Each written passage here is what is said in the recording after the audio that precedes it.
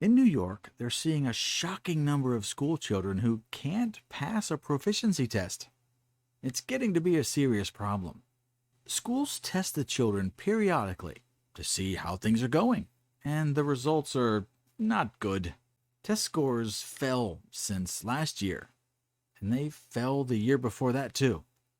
Now, the year before that, there was the lockdown pandemic problem, so we're going to go ahead and give them a pass. But let's focus on the results for this year.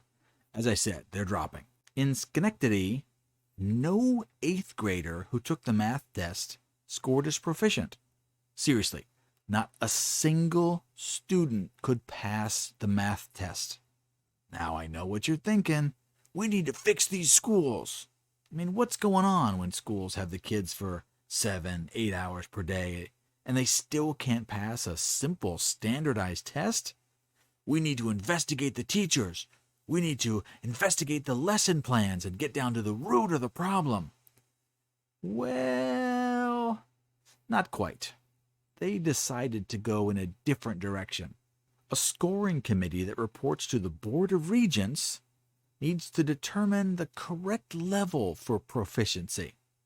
In setting the lowest score a student can get to reach achievement level, teachers on the committee consider what content a student must know, the committee told the Board of Regents.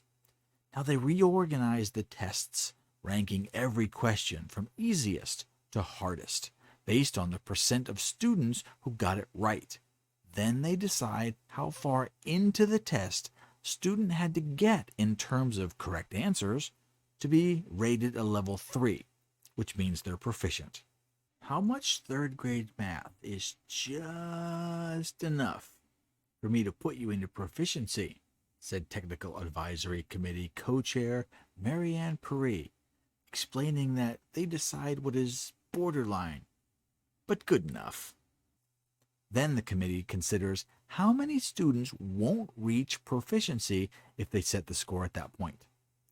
So basically, they determined the tests were too hard, so they made the math test easier and lowered the proficiency levels. Now more kids can pass. Now, because more kids can pass, does that mean more kids are smarter or learning more? No, of course not. What I just said is they decide how far students get into the test in terms of correct answers. So if not enough kids get into the test, they just lower the levels so enough kids can pass.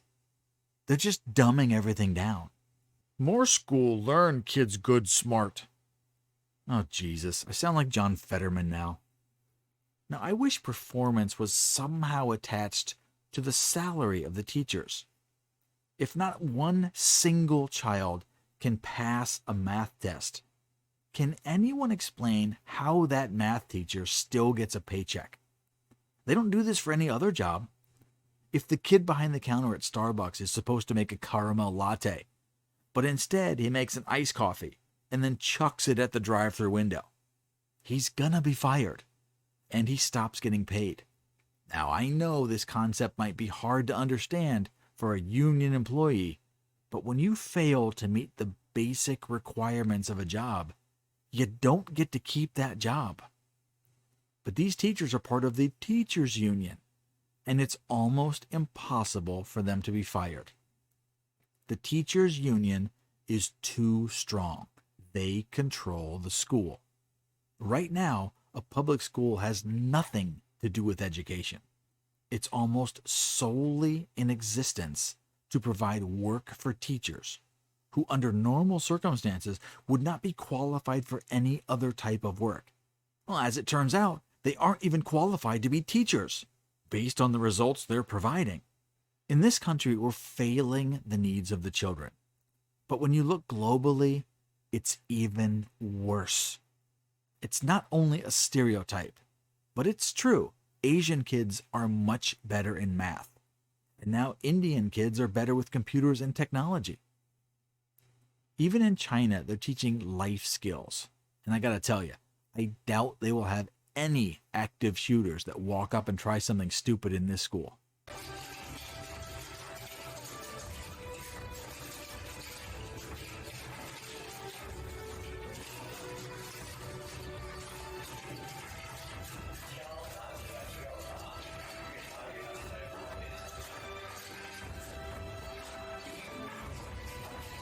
I've always been a supporter of homeschool.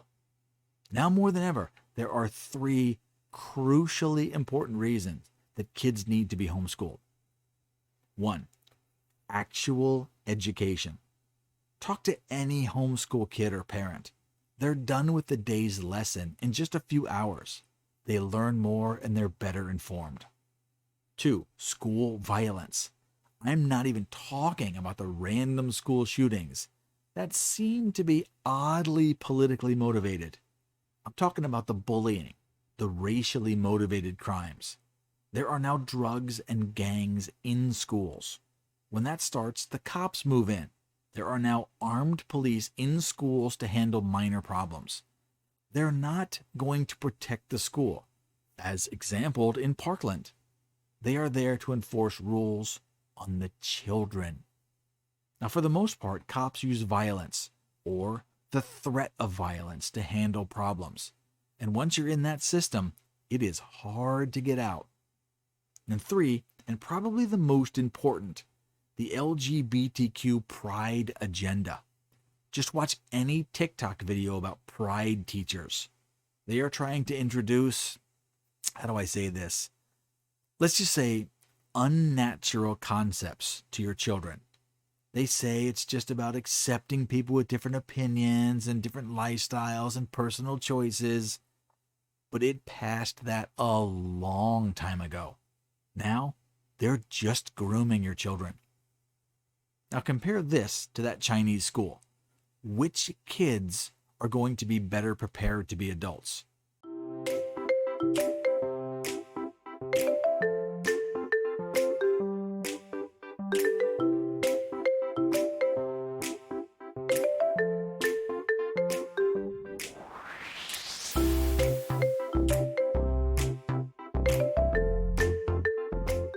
I'm just sick of kids being treated like a burden for teachers. While they complain about how hard their job is, summers off, banker's hours, it would be completely different if they did a good job. But most are horrible at being teachers. Why does everyone worship them? They're just awful. If you want your kids to have a fighting chance, get them out of public school as fast as you can. Today would be great. They are truly going to thank you when they get older. Now, if you like this kind of stuff, do the old like and subscribe thing. I'm going to make a few more videos, so I'll see you again soon.